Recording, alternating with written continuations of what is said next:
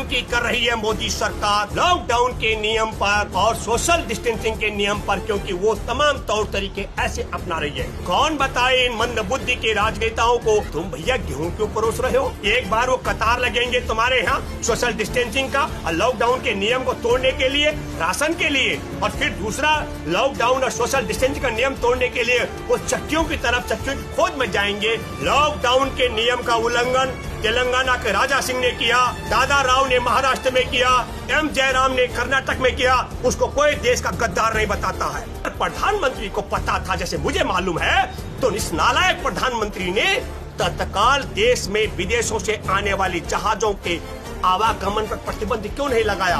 और विश्व स्वास्थ्य संगठन 30 जनवरी को बता चुका था कि कोरोना आपातकाल है, लेकिन प्रधानमंत्री नरेंद्र मोदी ने इस तरफ ध्यान नहीं दिया। प्रधानमंत्री का ध्यान क्या था? राजधानी दिल्ली के विधानसभा चुनाव में अपने पार्टी के उम्मीदवारों को जिताने का, अपने मित्र जो अमेरिकी राष्ट्रपति हैं, उनको भारत में बुलाकर उनका स्वागत कराने का, और मध्य प्रदेश में कमलनाथ की सरकार गिराने का। प्रधानमंत्री नरेंद्र मोदी फर्जी डिग्रीधारी और फर्जी राष्ट्रवादी है। ये राष्ट्रवाद नहीं हो सकता है कि जो अपने दल के लिए, विपक्ष की सरकार गिराने के लिए पहले देश को कोरोना की चपेट में धकेले। इनके जो चहेते टेलीविजन है, उस पत्रकार झूठ परोसते हो। क्या कहते हैं? वो कहते कोरोना जिहाद, कोरोना बांट रहे, कोरोना फैला रहे।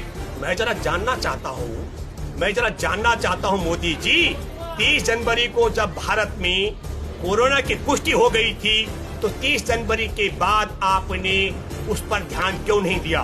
तो मैं आप सब लोगों से आग्रह करता हूं, हमारे देश को कोरोना की चपेट में धकेलने वाले प्रधानमंत्री नरेंद्र मोदी पर देशद्रोह का मुकदमा दर्ज होना चाहिए। हमारे देशवासियों को समझना चाहिए कि देश की सरकार और राज्यों की सरकारें हमारे देश को कोरोना संक्रमण से बचाने के नाम पर, लॉकडाउन करके, सोशल डिस्टेंसिंग के नाम पर पुलिस से पिटवाने का काम जो कर रही हैं, ये कोरोना संक्रमण से देश को बचाने और कोरोना की चेन को तोड़ने का उपाय है। यह जानबूझ करके ऐसी दशा की जा रही है जिससे लोगों को पिटवाया जा सके और लोगों को याद दिलाया जा सके कि देश आज आजादी के 72 वर्ष बाद ठीक उसी दशा में प्रवेश कर चुका है जहां गौरव के जमाने में पुलिस लठैत की भूमिका में होती थी। यह मैं बात कहना चाहता हूँ।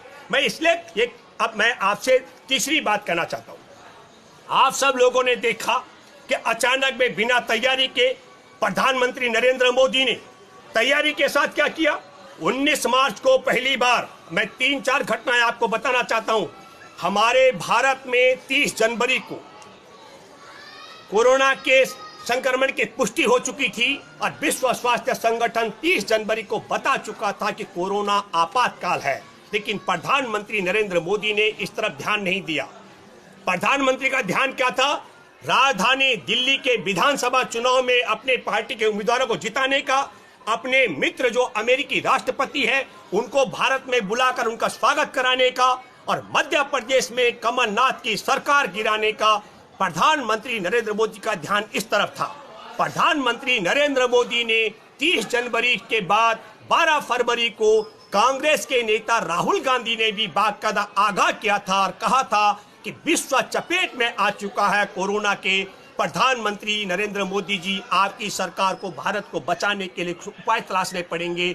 और तब हम सब लोगों ने देखा कि मोदी सरकार ने राहुल गांधी की बात का मजाक उड़ाया था और 12 फरवरी को राहुल गांधी आगाह करते हैं और 1 महीने बाद 11 मार्च 2020 को विश्व स्वास्थ्य संगठन घोषित करता है महामारी कोरोना को। तब भी नरेंद्र मोदी का वहां ध्यान नहीं जाता है, क्योंकि तब तक भी सरकार नहीं गिरी थी मध्य प्रदेश की और न गिरने की स्थिति उत्पन्न हुई थी। लेकिन जैसे ही विधायक बगावती करने वाले बागी विधायकों के विषय में सुप्रीम कोर्ट 19 मार्च को सुबह फैसला सुनाता है कि 1 दिन के अंदर विधानसभा अध्यक्ष फैसला लें, तो 19 तारीख की शाम को प्रधानमंत्री नरेंद्र मोदी पहली बार गाल बजाते हैं कोरोना को लेकर। कहते हैं कि 4 दिन बाद 22 तारीख को आप लोग 1 दिन का जनता कर्फ्यू रख करके शाम को ताली थाली घंटी घड़ियाल बजाएं, क्योंकि 4 दिन बाद आप सब लोगों को मालूम हो कि क्रोनोलॉजी क्या थी। 2 बड़े काम, एक तो भारतीय जनता पार्टी की सरकार का गठन का रास्ता, मध्य प्रदेश में उसके स्वागत की तैयारी। और दूसरा 22 मार्च 1957 में पहली बार भारत में हिंदी के कैलेंडर को स्वीकृति दी गई थी राष्ट्रीय स्तर पर, चैत बैसाख जेठ अषाढ़, उसका वार्षिक दिवस मनाने का कारण था। क्योंकि यदि सच में ताली और थाली बजाने के लिए घंटी और घड़ियाल बजाने से कोरोना भागता, तो मैं दावे के साथ में कहता हूं तालियां ऐसे बज जाती है और चुटकी बजाते हैं, घरों से थाली निकल करके बज जाती है, घंटी घड़ियाल भी बज जाते हैं। लेकिन प्रधानमंत्री नरेंद्र मोदी का यह लक्ष्य नहीं था। मैं ये बात इसलिए कहना चाह रहा हूं कि प्रधानमंत्री नरेंद्र मोदी फर्जी डिग्रीधारी और फर्जी राष्ट्रवादी है। यह राष्ट्रवाद नहीं हो सकता है कि जो अपने दल के लिए विपक्ष की सरकार गिराने के लिए पहले देश को कोरोना की चपेट में धकेले, और कोरोना की चपेट में धकेलने के बाद क्या हुआ, हमारे देश में जो लॉकडाउन किया गया, मैं वापस आ रहा हूं, लाखों लाख मजदूर नगर महानगर कस्बों से 1700-2700 किलोमीटर पैदल चलते हुए अपने गांव की तरफ भूखे प्यासे गए, उनके शरीर से खाल उतरवाई गई।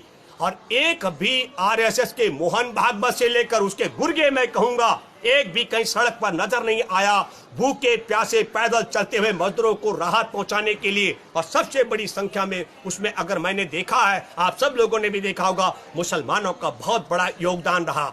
और फिर क्या हुआ, ये सीबीआई, आईबी और एलआई की रिपोर्ट थी कि जो इस देश के अंदर खास करके विभाजनकारी कानून सीएए और हमारे देश के नागरिकों की नागरिकता छीनने के लिए एनपीआर और एनआरसी के तहत उसके खिलाफ जो लड़ रहा, सबसे आगे अहम भूमिका निभाने वाले मुस्लिम समुदाय के तबके के लोग जरूर इन मजदूरों को मोदी सरकार शहरों से गांव की तरफ भूखा और प्यासा पैदल चलवाना चाहती है, पिटवाना चाहती है पुलिस से, उनको खाना पानी का बंदोबस्त करने के लिए आ सकते हैं। तो उसके लिए क्रोनोलॉजी क्या लिखी गई थी कि बदनाम करना है इनको। कैसे बदनाम करेंगे?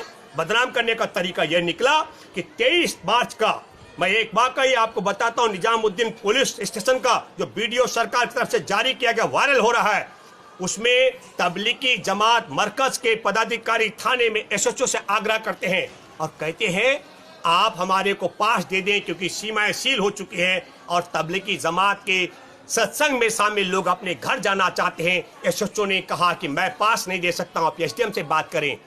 पुलिस नरेंद्र मोदी के अधीन और एसडीएम अरविंद केजरीवाल के अधीन, और एसडीएम भी पास जारी नहीं करता है। 24 तारीख को प्रधानमंत्री नरेंद्र मोदी कहते हैं जो जहां है वो वहीं रहेगा। हम आपको कहना चाहते हैं लॉकडाउन के नियम का उल्लंघन तेलंगाना के राजा सिंह ने किया, दादा राव ने महाराष्ट्र में किया, एम जयराम ने कर्नाटक में किया, उसको कोई देश का गद्दार नहीं बताता है। हर तबलीगी जमात के मरकज में लॉकडाउन के बाद फंसे मुसलमानों ने प्रधानमंत्री के आदेश का पालन किया, लॉकडाउन के नियम का उल्लंघन नहीं किया, वह मरकज के अंदर रहे। हर उन पर आरोप लगाने से पहले उत्तराखंड में हरिद्वार और देहरादून में जो 1500 गुजराती छिपे हुए थे लॉकडाउन के बाद, उनको जब उत्तराखंड की सरकार ने 27 तारीख को बसों में बिठाया 1 करोड़ रुपए का किराया खर्च करके, तब 27 तारीख की शाम को इनका एक स्पाइडरमैन है राष्ट्रीय सुरक्षा सलाहकार अजीत डोभाल, और वो जाता है मरकज में और पता नहीं क्या बात होती है, लेकिन 31 तारीख को बताया जाता है और हमारे देश का झूठ फैलाने वाला मोदी और अरविंद की तरह मुसलमानों को नीचा दिखाने के लिए इनके जो चहेते टेलीविजन हैं, उस पत्रकार झूठ परोसते हो। क्या कहते हैं? वो कहते हैं कोरोना जिहाद, कोरोना बांट रहे, कोरोना फैला रहे। मैं जरा जानना चाहता हूं मोदी जी, 30 जनवरी को जब भारत में कोरोना की पुष्टि हो गई थी, तो 30 जनवरी के बाद आपने उस पर ध्यान क्यों नहीं दिया? तो मैं आप सब लोगों से आग्रह करता हूं, हमारे देश को कोरोना की चपेट में धकेलने वाले प्रधानमंत्री नरेंद्र मोदी पर देशद्रोह का मुकदमा दर्ज होना चाहिए।